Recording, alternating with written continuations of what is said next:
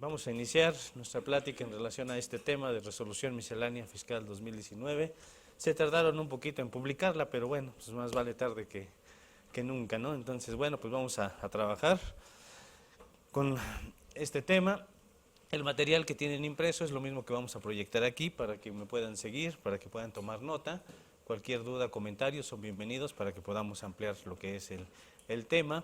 Desde luego, pues es un tema muy amplio, son cerca de 900 reglas o prácticamente casi 1000 reglas de miscelánea. Es imposible que pudiéramos ver todas, además no todas son de aplicación común o general para la mayoría de las empresas.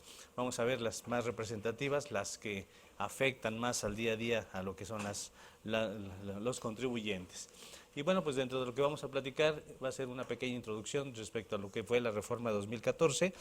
¿Por qué 2014? Porque fue el antecedente en donde todo inició con la contabilidad electrónica, los comprobantes fiscales y todo ello, lo del CFDI, la obligatoriedad de lo que serían las reglas de miscelánea. Desde luego, las reglas de miscelánea nos deben dar beneficios, nos dan facilidades, no nos deben imponer más obligaciones de las que establece la ley. Sin embargo, pues en el Código Fiscal o a veces en las mismas leyes nos dice que debemos de cumplir los requisitos que más adelante se van a publicar, entonces en ese momento se convierten en obligatorios. La estructura de la resolución miscelánea, vamos a platicarla. Las reglas de Código Fiscal de la Federación, desde luego aquí es enunciativo, no son todas las reglas que vamos a ver, pero en cuanto a operaciones inexistentes, operaciones simuladas, el procedimiento para poder demostrar que sí son reales esas operaciones, la forma en cómo se presenta la información al SAT, la protección de datos, la documentación para desvirtuar la presunción de transmitir pérdidas fiscales de forma indebida, consultas en materia fiscal, las consultas que podemos hacerle a la autoridad, la opinión de cumplimiento, el valor de probatorio de las contraseñas de la firma electrónica, los saldos a favor, vamos a platicar un poquito de lo que son los saldos a favor y sobre todo para personas físicas, porque resulta que sí han estado devolviendo los saldos a favor, pero de forma incompleta, o algunos incluso ni siquiera les han devuelto su saldo a favor como física. Los avisos de compensación, cómo quedaron esos avisos de compensación, el RFC en lo que es las escrituras cuando se trata de constituir una empresa, que debe de aparecer el RFC de los socios, algo relacionado con lo que son los comprobantes fiscales, desde la unidad de medida, las formas de pago, el complemento de pagos, la cancelación de los comprobantes, las constancias de viáticos y desde luego pues, los arrendadores, los de arrendamiento, que tienen que llevar ya su contabilidad a través de la aplicación Mi Contabilidad. Y bueno, dentro de muchas otras reglas que vamos a estar platicando, timbrado de la nómina, el envío de la información al SAT, y bueno, las notificaciones a través de buzón tributario. Son las más extensas las de Código Fiscal, veremos también lo que es impuesto sobre la renta, ¿sí? Las opciones de acumulación de los anticipos de clientes, la proporción para el cálculo de los ingresos exentos y el cumplimiento de obligaciones a través de la aplicación del SAT, el régimen de subcontratación que todavía sigue vigente, la prórroga para invertir cantidades recuperadas por caso fortuito o fuerza mayor, las personas físicas que utilizan el portal de mis cuentas, todo lo que es la contabilidad, sí vamos a platicar todo lo relacionado a mi contabilidad. Y en IVA, pues son menos, pero también algo de reglas de outsourcing, del concepto de estomatología como acto no grabado, ¿sí? Ya que los gastos médicos son los que están exentos de IVA, también ya se está incluyendo lo que sería los que son licenciados en estomatología para que también estén exentos. La DIOT como requisito para presentar los saldos a favor y bueno, pues finalmente algunos conceptos del uso del buzón tributario y anexos que son vigentes o que se están prorrogando. Entonces todo esto, bueno, pues es el temario de lo que vamos a platicar. Insisto, va a haber más reglas, sería imposible aquí listar todas, pues sería todo el índice de la miscelánea, ¿no? Pues nada más con algunos como antecedente. Bien, pues vamos a iniciar con lo que sería la introducción, que es la reforma del 2014. Todos recordamos que en el 2014 se hizo la la gran reforma, el cambio, en donde surgen algunos puntos muy importantes, dentro de ellos la contabilidad electrónica. Desde luego, estos puntos los estamos recordando porque son el antecedente a lo que incluso esta resolución miscelánea 2019 tiene cambios. Tiene cambios en cuanto a comprobantes fiscales, tiene cambios en cuanto a contabilidad electrónica, y el antecedente es de que desde 2014 cambiamos de que podíamos llevar una contabilidad manual a contabilidad electrónica. Actualmente todos llevamos contabilidad electrónica, todos tenemos que llevar una contabilidad electrónica. Lo único que cambia es qué tipo de contribuyente eres. Dependiendo del tipo de contribuyente que eres, es como vas a cumplir con la obligación de llevar una contabilidad electrónica. Y actualmente tenemos 3 formas de llevar la contabilidad electrónica. Empezaríamos por lo que son mis cuentas. Todos hemos escuchado que está la aplicación de mis cuentas en la página del SAT, pero también tenemos otra que se llama mi contabilidad. Y en esa aplicación de mi contabilidad hay otro tipo de contribuyentes que también tienen que cumplir. En mis cuentas, ¿quiénes estarían en mis cuentas? Pues estarían los que son los RIF, régimen de incorporación fiscal, que son las personas físicas con actividad empresarial, que cumplen ciertos requisitos y que sus ingresos no exceden de 2 millones de pesos. Son los chiquitos. Ellos tienen que llevar su contabilidad a través de mis cuentas. ¿Quiénes más están dentro de mis cuentas? Las personas físicas con actividad empresarial o profesional, pero que no rebasan 2 millones de pesos sus ingresos. Ellos tienen que llevar ahí su contabilidad. El que lleva aquí su contabilidad, el que cumple en esta plataforma, no tiene que mandar balanzas, no tiene que mandar catálogo de cuentas, no tiene que generar archivos XML, ni mucho menos, ¿sí? Entonces, ellos también tienen esa posibilidad. ¿Quién más está aquí? También pueden estar en mis cuentas lo que son las donatarias autorizadas, que no rebasen de 2 millones de pesos. También pueden estar ahí. Entonces cumplen con en esa aplicación y ya no tienen que hacer absolutamente nada más de contabilidad. ¿Quién más va a entrar ahí? Las AR, asociaciones religiosas. Las AR, las asociaciones religiosas, también están en mis cuentas. Entonces ellos llevan su contabilidad de forma muy sencilla, ¿sí? En sí prácticamente no tienen que hacer mucho para estar ahí dentro de lo que sería en mis cuentas. Estos son los que estarían en mis cuentas, ¿sí? ¿Quiénes están en mi contabilidad? ¿Sí? Pues en mi contabilidad, personas morales que optan que se fueron por la opción de acumulación, así se le conoce, cuyos ingresos no exceden de 5 millones de pesos. ¿Sí? Aquí vamos a ponerle entre paréntesis, esto estaba dirigido a las SAS, Sociedades de Acciones Simplificadas. Entonces, si soy una persona moral que voy a ir, de entrada iba yo a estar en el título 2 y sé que mis ingresos no van a rebasar de 5 millones de pesos, me puedo ir a lo que sería el título 7, capítulo 8, que es la opción de acumulación. ¿Qué implica que sea opción de acumulación? Que mis ingresos se acumulan conforme a lo cobrado y mis deducciones conforme a lo pagado. Ya no es como en el título 2, sino que ya es como si fuera flujo de efectivo. Como persona física tengo que llevar en mi contabilidad toda mi información, ¿sí? Ahí voy a cumplir. En este caso tampoco voy a mandar balanza de comprobación, no voy a mandar catálogo de cuentas. ¿Por qué? Porque ya todo está dentro de la aplicación del SAT. ¿Quiénes más pueden estar aquí? Personas físicas, ingresos por arrendamiento. Este fue el gran cambio con la miscelánea. Las físicas por arrendamiento antes estaban aquí, ahora ya no, ahora se van a mi contabilidad. Eso a partir de abril, porque enero, febrero y marzo hicieron sus declaraciones en la otra aplicación, ahora tiene que ser a partir de abril, ya lo hicimos en mi contabilidad. También estarían las personas físicas con actividad empresarial y profesional, más de 2 millones de pesos. Aquí fue hasta 2 millones, ¿no? Aquí es más de 2 millones de pesos. Entonces ya tendríamos que estar en mi contabilidad. ¿Quién más puede estar aquí? Como opción personas físicas con actividad empresarial y profesional de menos de 2 millones de pesos. En otras palabras, tú estás aquí, pero si quieres, pásate para acá. ¿Sí? Es una opción. ¿Sí? Vean aquí, el RIF no presenta DIOT. ¿Sí? Este sí presenta DIOT. La donataria autorizada, en su caso, si causara, sí presenta DIOT. Las AR, ¿sí?, también tendrían que presentar DIOT. Lo que no presentan son balanzas. Si estoy acá, en mi contabilidad, ¿sí?, en esta aplicación de mi contabilidad, ¿sí?, ¿cuál es el beneficio para todos los que están aquí?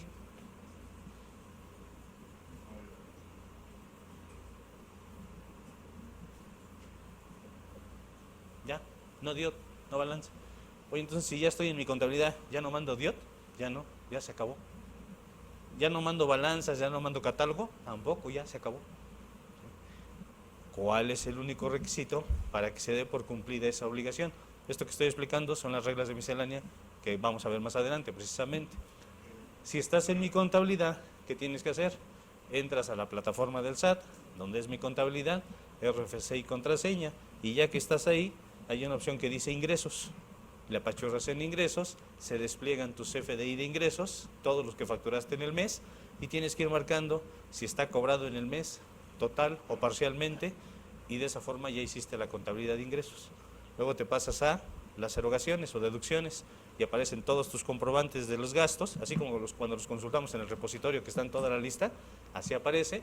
Tienes que marcar los cobrados, ya sea total o parcialmente, si es deducible o no, hay que clasificarlos. Ya que lo hicimos, sigue la plataforma ahí avanzando y lo que nos da es ingresos cobrados menos deducciones pagadas, te da la base gravable y ya te calcula los impuestos. Ya por eso no presentamos DIOT. ¿Por qué? Porque ya clasificamos los comprobantes que están pagados. O sea, ya hicimos la DIOT prácticamente, ¿sí? Y ya tampoco mandamos la balanza. Entonces, si se dan cuenta, ya la contabilidad la estamos haciendo esta es plataforma del SAT y esta es plataforma del SAT. Ya le estamos dando la información dentro de ello. Entonces tenemos dos formas de cumplir con las obligaciones. Quien no esté en estas dos, ¿cómo va a cumplir con su contabilidad? Con su programa de cómputo que tiene en su computadora, con un pack en donde genera archivos XML para mandar balanzas y mandar catálogo de cuentas. Y claro que tienen que presentar la DIOT, ¿sí? Esa sería la tercera forma de cómo vamos a cumplir con la contabilidad. Uno de los cambios que tuvimos es que este de arrendamiento estaba acá arriba y ahora lo pasaron para acá. Ya ni siquiera es opción, es a fuerzas que tienes que estar en mi contabilidad. Y como podemos ver, esto no existía en 2014 cuando empezamos en mi contabilidad. ¿Cuáles eran los únicos que existían? Eran dos, mis cuentas y mandar balanzas de comprobación. Después fue evolucionando y ahora tenemos una que se llame mi contabilidad. Entonces vean cómo todo ha ido cambiando. Imagínense que al rato nos digan, ahora los que mandaban balanzas, que tenían un programa en su computadora, que el SAT nos habilitara una plataforma ahí en su página para también llevar la contabilidad. O sea, la tendencia por lo que se ve es que ya todos vamos a ir hacia llevar la contabilidad en la plataforma del SAT. Entonces, de esa forma es como lo vamos a tener que cumplir actualmente, y empezó en 2014 y ha ido cambiando y ha ido evolucionando. Comprobantes fiscales, también fue el gran cambio. ¿Por qué? Pues porque ya todos los comprobantes ahora son CFDI. ¿Sí? Y teníamos un CFDI de ingresos, tenemos un CFDI de egresos, de nómina, han ido cambiando, nos han dado nuevos requisitos. El más reciente, ¿cuál es? El último que tuvimos, el complemento de pagos, que tanto trabajo nos costó implementarlo y que cómo se tenía que hacer y todo ello. Bueno, pues también ahí en complemento de pagos ya tuvimos ahorita alguna modificación en el CFDI de ingresos. ¿En qué consistía? ¿Cuándo puedo utilizar un método PUE o un método de PPD? ¿Puedo borrar esto? ¿Sí?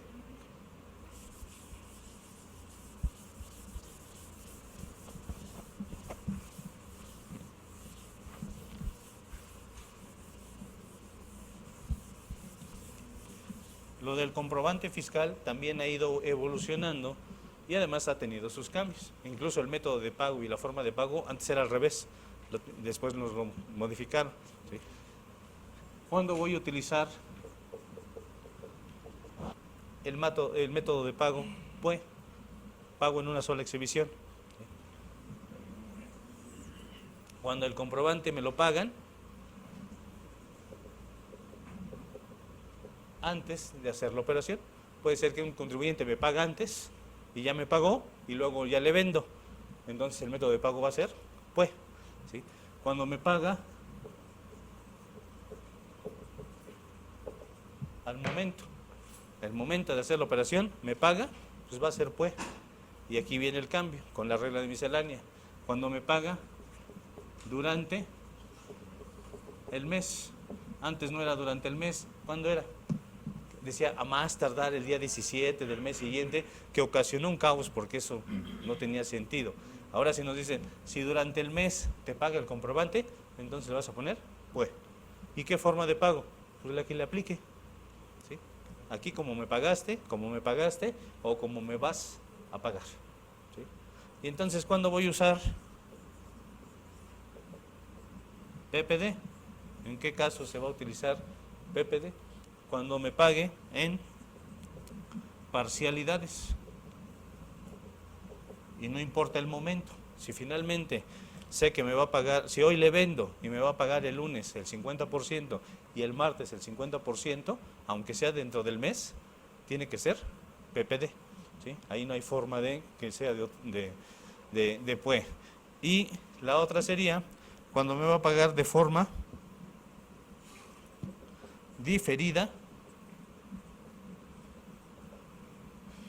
el mes siguiente. Si ahorita le vendo y me dice que me va a pagar, ¿sí? Hoy es 1 de junio, ¿va? Entonces le vendo en junio y me dice que me va a pagar el 100% de la operación, pero hasta julio, ¿qué método de pago debe de llevar? PPD. No puede ser pues. ¿Por qué? Porque ya se fue hasta el mes siguiente. ¿Sí?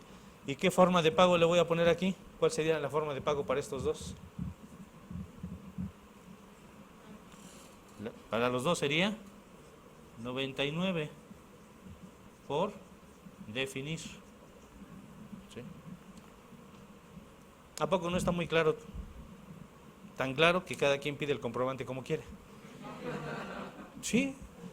¿No han recibido correos que dice mi factura para que me la hagas y te la reciba y te la pague? O te la rechazo es con PPD y ponle transferencia. ¿Sí? ¿No? O ponle pues y por definir.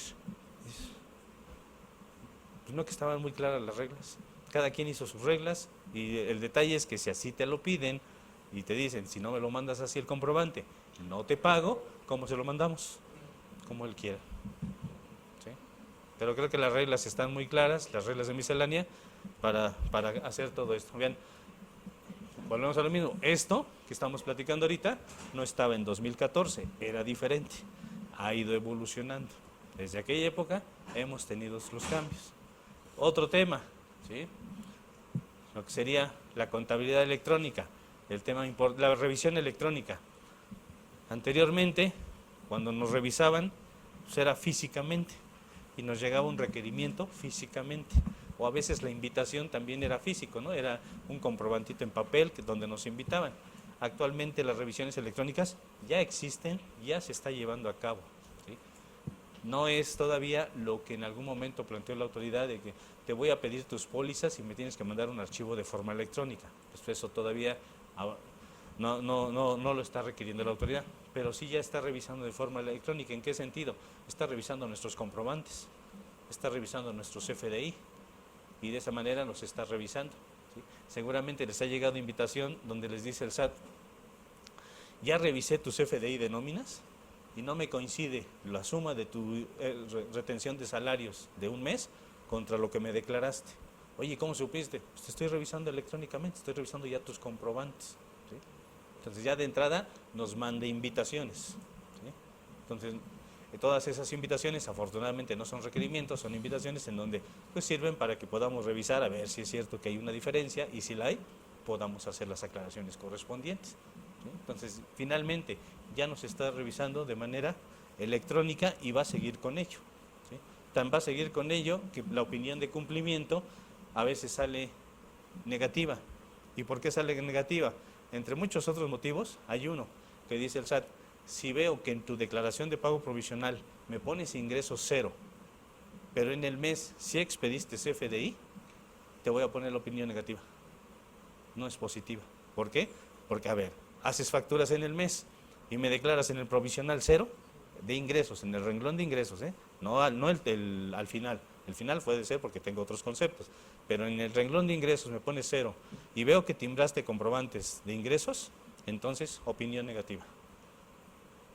Ya nos está revisando electrónicamente. ¿Sí? Y desde luego, pues eso no lo hizo en 2014, sino que también fue evolucionando. Entonces debemos de tener cuidado que si emitimos comprobantes fiscales, no podemos poner cero en lo que sería nuestro pago provisional, porque ya también lo puede detectar, ¿sí?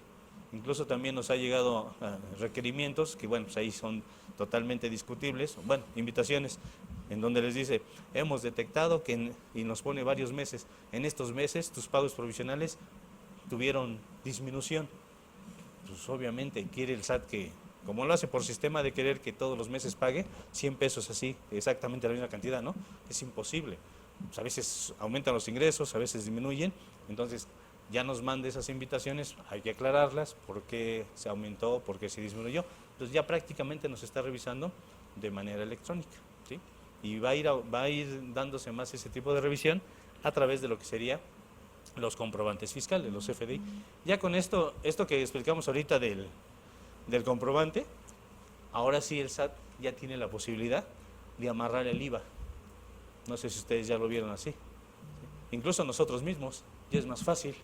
Simplemente descarga tus comprobantes de la página del SAT, los de ingresos, y todas las facturas que digan PUE, ¿qué significa? Están cobradas en el mes y sirven para IVA, juegan para IVA. Todas mis facturas que digan PPD, no les hago caso para IVA. ¿Por qué? Porque esas no juegan. Y luego también van a aparecer mis complementos. Todos los complementos de pago que correspondan al mes sirven para IVA. Ya tengo mi amarre de IVA. Y así nos va a amarrar el IVA el SAT.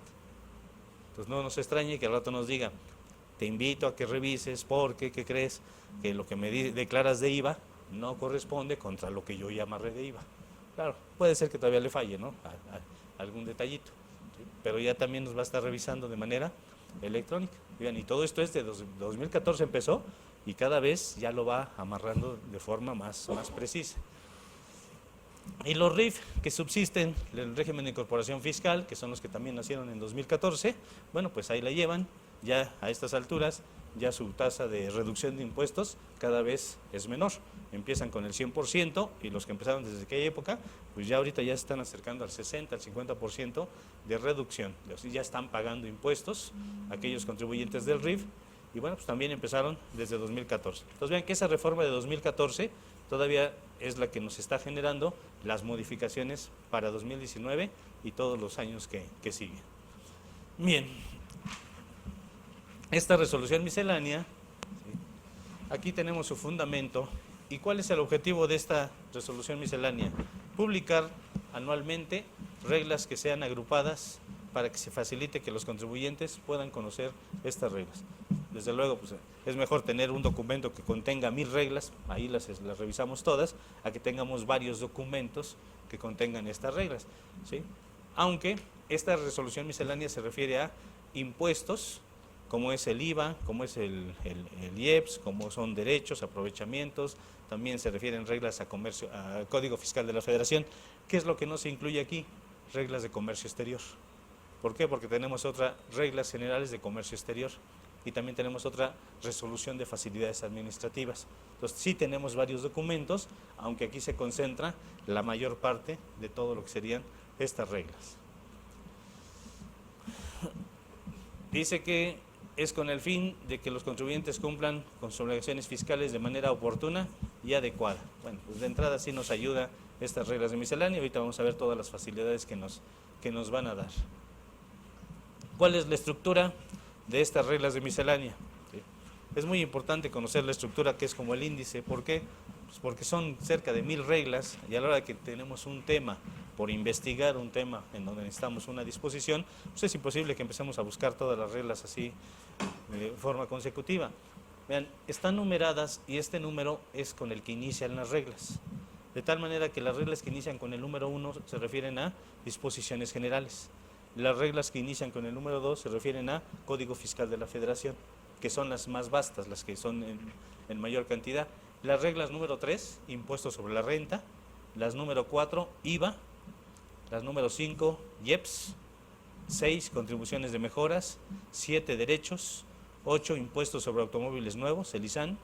9, ley de ingresos de la Federación. Esta sí es importante. ¿Por qué ley de ingresos de la Federación? En la ley de ingresos hay estímulos fiscales. Hay ciertas disposiciones que nos aplican. ¿Sí? Y hay reglas que se tienen que relacionar con esos estímulos fiscales. Esas reglas están aquí. ¿Sí? Entonces, cuando necesiten algo relacionado con estímulos fiscales de la ley de ingresos, son las reglas que empiezan con el número 9. Nos vamos a esas reglas. Ley de ingresos sobre hidrocarburos, creo que ahí estarán de acuerdo que no nos aplica mucho, no es el común de los contribuyentes. Y finalmente las reglas 11, que son decretos, circulares, convenios y otras disposiciones. ¿Sí? Es como ya otros, ya ven que siempre hay y otros, ¿no? Pues ahí va el resto de todo lo que serían las reglas. ¿Cuáles son las que vamos a platicar el día de hoy? De las reglas, las disposiciones generales, Código Fiscal, impuestos sobre la renta, de IVA, una que otra de IEPS, ¿sí? Y de Ley de Ingresos de la Federación. Creo que son las más representativas, las que nos afectan más a todos los contribuyentes. Bien, además de las reglas tenemos anexos de miscelánea.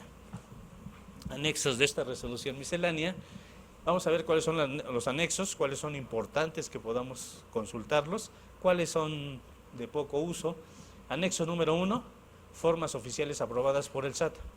Cuando vayamos a hacer un trámite, todo trámite en ocasiones tiene un formato.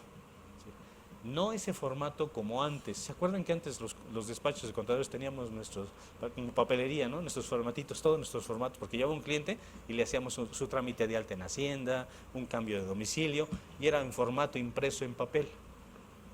¿Sí? Y hacíamos el trámite. Esos mismos formatos, pero ahora prácticamente todos son de manera electrónica. ¿Sí? Ya todos los formatos son electrónicos, o casi todos. ¿Sí? Digamos que el 90% son electrónicos, los demás podrían ser todavía en papel. Si necesitamos un formato, saber cuál es ese documento y qué información lleva, en el anexo número 1 lo podemos consultar. Está en la página del SAT. Anexo 1A son las fichas de trámite. ¿Sí? Es importantísimo que descarguemos ese anexo o que lo consulten en la página del SAT, porque ahí están todas las fichas de trámite. ¿De qué se trata? Pues hay ocasiones en donde decimos, oye, devolución de IVA de una persona moral. ¿Qué me piden? Vete a la ficha de trámite. Vas a la ficha de trámite y te dice cómo se presenta, cuándo se presenta, qué documentación debes de apuntar, qué documentación te podría pedir la autoridad. O sea, todo el trámite ahí viene descrito, es como una mini guía. Y está muy sencillo, la verdad es que están muy facilitos de que se puedan entender y que nos ayuden. Entonces, estas fichas de trámite es importante que tengamos presente que están en la página del SAT o podemos descargar el anexo completo y ahí están todas. ¿Sí? O a veces nos dicen, oye, devolución de ISR de persona física, por salarios o por honorarios, viene la ficha de trámite, cada caso en particular. Anexo 2. Porcentajes de deducción opcional aplicable a contribuyentes que cuenten con concesión, autorización o permiso de obras públicas. Creo que este no es muy común para todos, es un caso específico. Anexo 3. Criterios no vinculativos de disposiciones fiscales y aduaneras. Este anexo también les recomiendo que lo descarguen, lo revisen, son criterios no vinculativos. ¿Qué es un criterio no vinculativo que emite el SAT? Dice el SAT que son prácticas fiscales indebidas que están cometiendo los contribuyentes. O sea, es como en lo que se están portando mal, vamos a llamarle así. El hecho de que lo diga el SAT no quiere decir que estemos de acuerdo, porque luego sí se excede y le da interpretaciones como si fuera indebido. Pero es importante que veamos esas prácticas indebidas desde el punto de vista del SAT. ¿Cuál es su criterio? Porque podríamos estar aplicando nosotros un criterio contrario a esas prácticas fiscales indebidas y en una revisión nos podrían sancionar. ¿Sí? que implicaría el no hacerlo deducible, el no poder acreditarlo. Les doy un ejemplo de un criterio de los no vinculativos que considera el SAT como práctica fiscal indebida, y dice: es indebido que el contribuyente acredite un IVA que fue trasladado de forma indebida. ¿A qué se refiere? Imagínense que en la empresa, ¿sí?, ustedes van a comprar libros, dicen: vamos a darle, tengo 100 trabajadores, a cada trabajador le vamos a regalar un libro de X tema, y se van a la librería a comprar los 100 libros.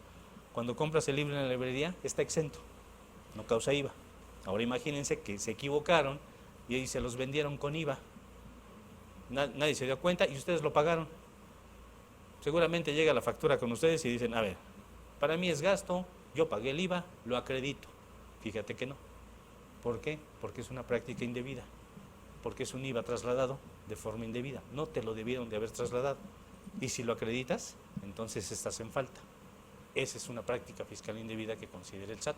Entonces, ¿qué tendría que hacer? Pues regresar con el proveedor y decirle: pues devuélveme mi dinero porque no me tenías que haber cobrado el IVA. Ese es un ejemplo. Y así hay varios en donde dice: son prácticas indebidas, no las cometas, porque si las detecta el SAT, entonces nos lo va a rechazar. Desde luego, pues ahí en ese caso creo que tiene la razón. A eso se refiere este anexo número 3. ¿Sí? Y hay de IVA, hay criterios de IVA, de ISR, de ISAN, de IEPS, de todo. ¿Sí? Entonces, sería bueno que los pudieran consultar para ver cuál nos podría aplicar. Anexo 4, instituciones autorizadas para presentar declaraciones. Bueno, creo que a estas alturas ya todos los bancos nos reciben declaraciones de impuestos, creo que no hay mayor problema. Anexo 5, cantidades actualizadas establecidas en el Código Fiscal de la Federación. Este también es importante. ¿En qué sentido? Que luego revisamos a veces el Código Fiscal y trae multas, trae límites, trae algunos parámetros en cuanto a montos. Esas cantidades cada año se tienen que actualizar. Este anexo trae los artículos y las cantidades ya actualizadas. ¿Qué sucede? Que cuando ustedes compran su compilación fiscal, ya ven que hasta la compran en preventa para que les llegue luego en enero, ¿no? No trae las cantidades actualizadas esa ley. ¿Sí? Todavía trae las cantidades del año pasado. ¿Por qué? Porque a la editorial no le dio tiempo, no alcanzó a actualizar las cantidades. Entonces no las tenemos actualizadas. Entonces tendríamos que revisar este anexo 5. ¿Sí? Una forma muy sencilla de, en lugar de estar revisando el anexo 5, es: si entran a la página del Congreso, Cámara de Diputados, ahí dice leyes federales, descarguen el Código Fiscal de la Federación en PDF o en Word y ya viene actualizado. Ya no necesitan que estar vinculando su código impreso contra el anexo, ya, si lo quieren tener, las cantidades ya perfectamente actualizadas. ¿Sí? Ya ven que hay incluso cantidades para optar por dictaminarse, el artículo 32 del código, pues ya vienen actualizadas en el código electrónico. Cámara de Diputados, ¿sí?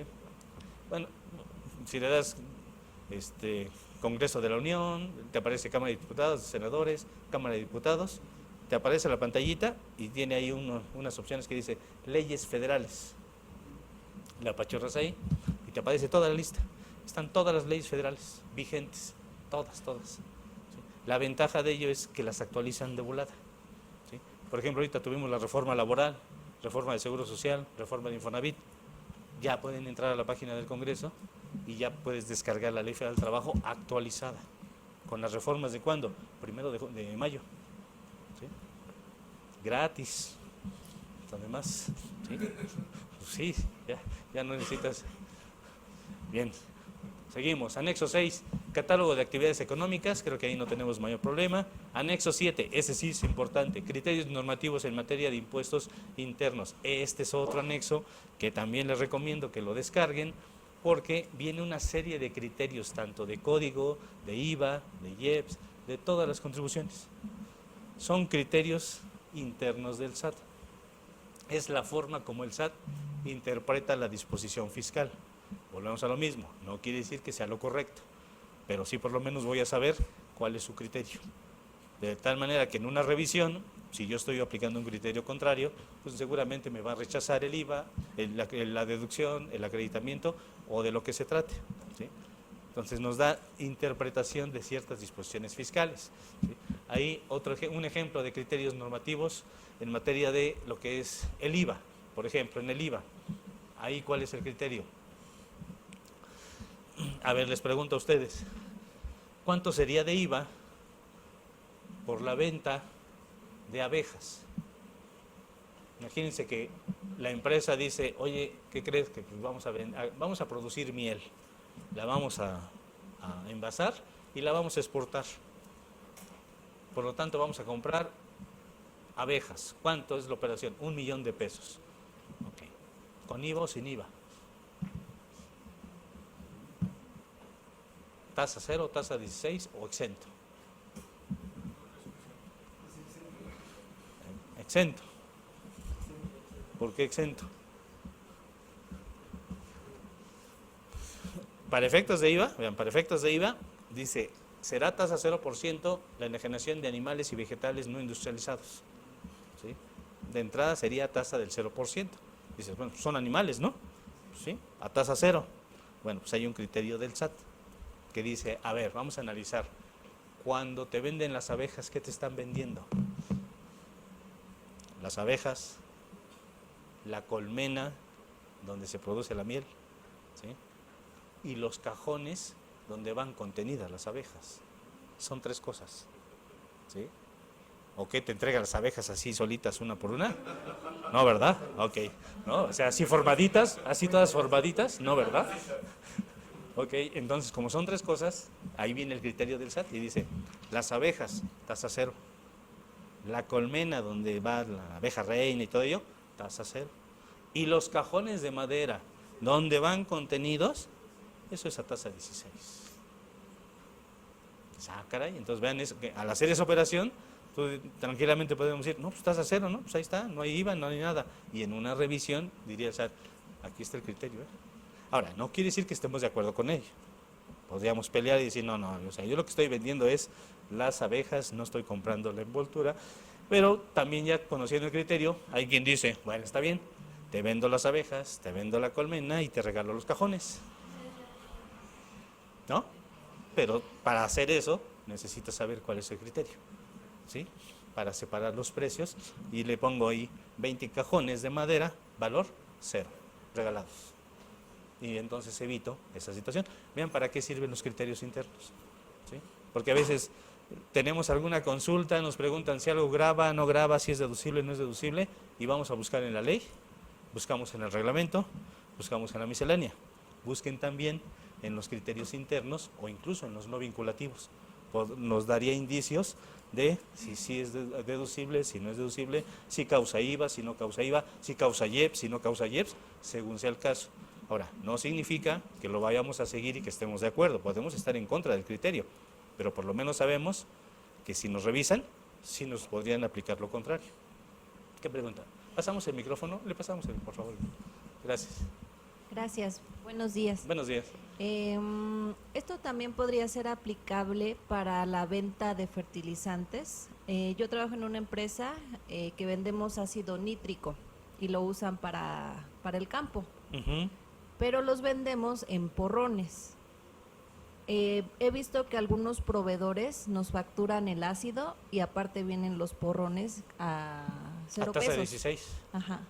Sí, porque el producto está exento. Sí. ¿Sí? Es tasa 0. Es fertilizante. Es fertilizante, ok, tasa Sí. 0. Pero el recipiente a tasa 16%. Sí. Sí, así es. Nosotros lo facturamos todo a tasa 0, no lo separamos. No lo separas. No. Ok. ¿Está incorrecto? Yo estaría de acuerdo porque, a ver, yo te estoy vendiendo el principal, el producto, ¿sí? No te estoy vendiendo el envase posteriormente. Incluso hay un principio de derecho que es el accesorio sigue la suerte del principal, ¿sí? Tan es así que hay otro ejemplo. Cuando vendes libros, los libros están exentos, ¿sí? Pero han visto que a veces cuando te venden un libro, hay libros para niños que traen un carrito, una figura coleccionable, vienen envueltos y todo ello, ¿sí? Todo el libro que te venden, aún con el carrito, o sea, si tú compraras el carrito por separado, ese va a tasa 16, es un juguete, ¿sí? Pero como va dentro del libro, estás vendiendo libro, no estás vendiendo libro y juguete. Entonces todo va exento. Esa es la idea. Entonces en tu caso está perfecto. Ahora, quien a lo mejor tiene por ahí un criterio más conservador, dice, no, yo sí lo vendo por separado y lo grabo a tasa 16, bueno, ya es otra cosa, ¿sí? Pero siempre el principal es el que me va a definir si va a tasa 0, exento o tasa 16. ¿Vale? Entonces, para mí estaría correcto. ¿Vale? Bien, entonces vean la importancia de este anexo 7 que por ahí luego está escondido, no le hacemos caso, ¿sí? Revísenlo, viene primero en forma de lista, todos los criterios. Si ustedes leen el título del criterio, prácticamente les dice de qué se trata. Ya si les aplica o les interesa, te vas al criterio y te da toda la explicación. Todo, ¿sí? Anexo 8, las tarifas. Ese desde luego todo el mundo lo hemos descargado de la página del SAT. Es para tarifas para retenciones por salarios, honorarios, arrendamiento, pagos del RIF, o sea, todas las tarifas anuales, todo viene ahí. Anexo 9, bueno, aquí es también otra tabla para efectos de actualizar las deducciones, ¿sí? Ya ven que para efecto de las personas morales aplicas a los activos fijos, les aplicas la actualización y luego un porcentaje, ¿sí? Ahí son factores en donde ya directamente, dependiendo del año que se adquirió, se le aplica un factor. Artículo 10, anexo 10, catálogo de claves de país y país de residencia. Anexo 11, una serie de catálogos de claves de productos, ¿sí? Incluso son para quienes causan IEPS, bebidas alcohólicas, lo que es cajetillas de cigarro, todo esto es para contribuyentes de IEPS. Anexo 12, entidades federativas y municipios que tienen convenio de colaboración con el SAT. Bueno, ya todas las entidades federativas tienen convenio de colaboración, ¿sí? Ya no hay entidad que no tenga convenio de colaboración. Incluso los requerimientos, no sé si les ha llegado un requerimiento aquí en la Ciudad de México, ¿sí? Ya no presentas el pago provisional del mes pasado y ya están llegando, bueno, no es requerimiento, sí es requerimiento, ¿es invitación? Invitación, ¿no? Sí. Pero ya del mes anterior, hace 20 años, cuando te llegaba un requerimiento del mes anterior, te llegaba de hace 2 años, te decía, detectamos que hace 2 años, no, porque iba muy atrasado. Ahora, no presentas el día 17 tu declaración de pago provisional de ISR retenido y ya te llega la invitación de que no lo presentaste, preséntamelo y ven a aclarar. Tenemos que ir ahí a finanzas a llevar copia de la invitación, de la declaración, para que ya quede aclarado. Entonces ya cada vez las entidades también ya están requiriendo, ya están colaborando con el SAT para fiscalizar. Anexo 13, áreas geográficas destinadas para preservación de flora y fauna silvestre y acuática. Anexo 14, listado de todo lo que son donatarias autorizadas. El 14 también, ese es muy importante que lo tengamos presente, ya sea que ustedes sean donataria autorizada o van a dar un donativo. Si van a dar un donativo, que hay que revisar el anexo 14. ¿Para qué? Para cerciorarnos que a quien le damos el donativo está en la lista de donataria autorizada. Anexo 15, respecto al ISAN. Anexo 16, lo del CIPRED. El CIPRED 2018. ¿Por qué 2018? Porque vamos a presentar el dictamen 2018 ahorita en 2019. Aquí está el CIPRED. Anexo 16A también continúa, es parte del CIPRED. Esos dos anexos normalmente los ven los despachos de contadores que dictaminan, ¿sí? O los contadores que dictaminan son los que están al pendiente de ese anexo. Anexo 17, proveedores de servicio autorizados para verificar juegos con apuestas y sorteos. Aquí son los proveedores autorizados para lo que son ese tipo de contribuyentes. Anexo 18, controles volumétricos. Eso es para gasolineras, para contribuyentes que están haciendo la importación de combustible, deben llevar sus controles volumétricos. Anexo 19, cantidades actualizadas para Ley Federal de Derechos. Aquí también, si vamos a pagar algún derecho, debemos consultar la Ley Federal de Derechos, pero actualizada. Volvemos a lo mismo. Buscan este anexo o se meten a la página del Congreso y descargan la Ley Federal de Derechos ya actualizada. Anexo 20, medios electrónicos. Anexo 21, documentos digitales, todo lo que es la parte de contabilidad electrónica. Anexo 22, ¿sí? Bueno, pues aquí viene ciudades que comprenden 2 o más municipios. Anexo 23, domicilios de unidades administrativas, ¿sí? Anexo 24, contabilidad electrónica, para efecto de lo que sería la contabilidad electrónica, que es la balanza de comprobación, el catálogo de cuentas. ¿Se acuerdan lo del código agrupador y todo ello? ¿Sí? Está en el anexo 24, es el anexo 24. Anexo 25, los acuerdos entre México y Estados Unidos para lo que es el FATCA. Aquí tenemos el anexo 25. Anexo 25 bis, obligaciones y procedimientos de identificación y reporte de cuentas reportables. Bueno, todo esto también ya son casos muy específicos. Anexo 26, códigos de seguridad en cajetillas de cigarros.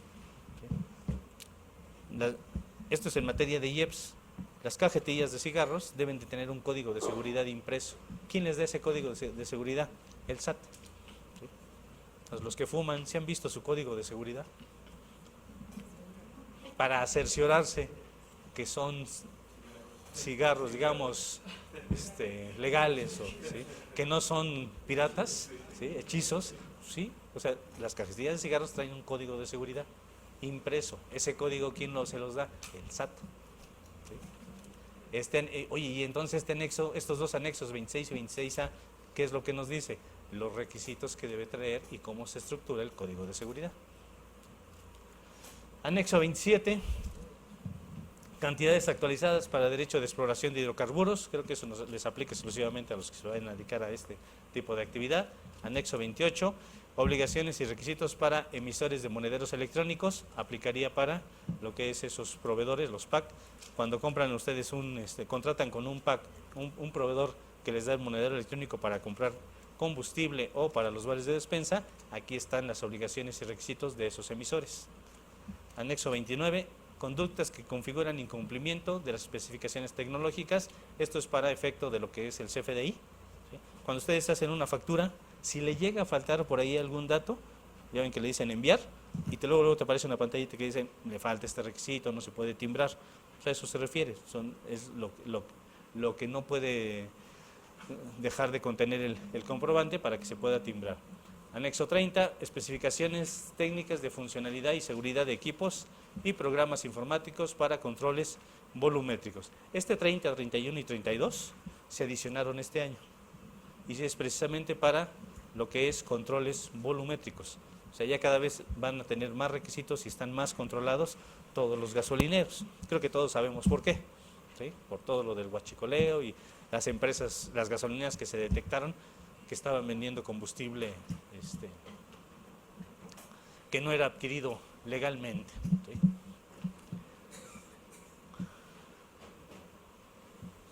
Bien, y hasta ahí son los anexos, son un montón de anexos. Creo que no nos aplican todos, pero sí podemos marcar cuáles son los que nos podrían afectar.